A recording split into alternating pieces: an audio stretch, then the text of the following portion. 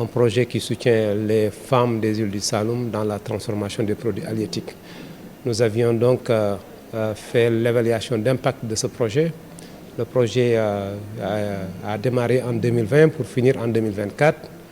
Et aujourd'hui, c'était l'atelier de restitution, une dissémination des résultats qu'on a obtenus sur l'impact de ce projet sur le bien-être des femmes, sur le niveau d'autonomisation, sur le revenu des femmes et de façon générale sur le bien-être.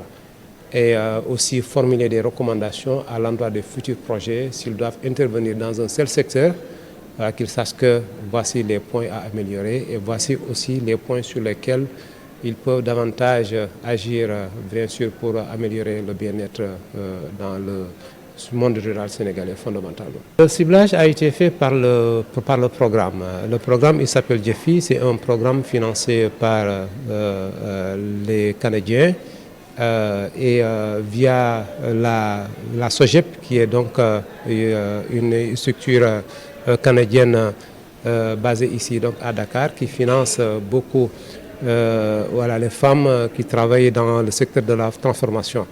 Et dans les îles du Saloum, ils avaient vu qu'il y avait un besoin réel de transformation, il y avait un besoin réel d'accompagnement des femmes, particulièrement dans 3 îles, à savoir l'île de Niodior, l'île de Falia et l'île de Dionewar.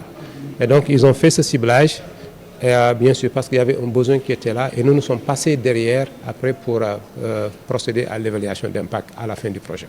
Nous avons vu que aussi l'autonomisation des femmes a été améliorée, et nous avons vu aussi que ce qu'on appelle les biens durables, c'est-à-dire ce que possèdent en général les femmes dans leur maison, en essayant d'utiliser cet indicateur-là pour voir si le bien-être des femmes a évolué, on s'est rendu compte que par rapport à cet indice de biens durables aussi, il y a un impact positif et significatif. Donc les femmes agissent bien sûr dans tout ce qui est transformation halieutique, les femmes agissent aussi dans l'ostréiculture, les femmes agissent aussi dans le maraîchage, mais aussi dans la prise de décision, dans la gestion interne de leur organisation, parce que l'ensemble de ces points, n'est-ce pas, constituent en fait les éléments composites pour mesurer l'autonomisation de la femme, et c'est dans ces différents aspects-là que le projet a agi et nous sommes venus évaluer. Les résultats positifs, c'est vraiment l'autonomisation. Les femmes maintenant sont mieux organisées, les femmes peuvent prendre la parole donc en public, les femmes peuvent développer